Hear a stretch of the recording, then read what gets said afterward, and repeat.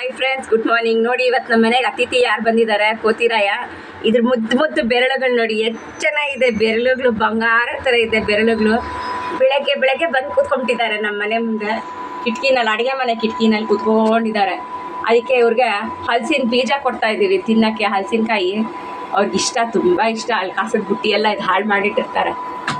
So ಬೆಳಗ್ಗೆ ಬೆಳಗ್ಗೆ ನಮ್ಮ ಬೆಸ್ಟ್ ಫ್ರೆಂಡು ಎಗರ್ಕೊಂಡು ಹೋದ್ರು. ಸೊ ನಮ್ಮ ವಿಡಿಯೋನ ಲೈಕ್ ಮಾಡಿ, ಸಬ್ಸ್ಕ್ರೈಬ್ ಮಾಡಿ ದಯವಿಟ್ಟು.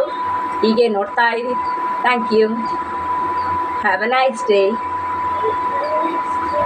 ನೋಡಿ, ಚೆನ್ನಾಗಿ ತಿಂತಾ ಇದ್ದೀನಿ. ಬಾಯ್ ಬಾಯ್. ಇದನ್ನೇ ನಾವು ಕೋತಿಗೆ ಕೊಡಬೇಕು ಅಂತ ಇಟ್ಕೊಂಡಿದ್ದು. ಮಾವಿನ ಹಣ್ಣು, ಹಲಸಿನ ಹಣ್ಣು ಇನ್ನೂ ಹೆಚ್ಚಿರೋದಿದೆ. ಅದಕ್ಕೆ ಕಡಲೆಕಾಯಿ ಬೀಜನೂ ತುಂಬ ಇಷ್ಟ. ಯಾರ್ಯಾರಿಗೆ ಗೇರ್ ಗೇರ್ ಮಂಗಣ್ಣ ಕಡಲೆಕಾಯಿ ನುಂಗಣ್ಣ ಹಾಡು ನೆನಪಿದೆ ಕಮೆಂಟ್ ಬಾಕ್ಸಲ್ಲಿ ದಯವಿಟ್ಟು ಕಮೆಂಟ್ ಮಾಡಿ.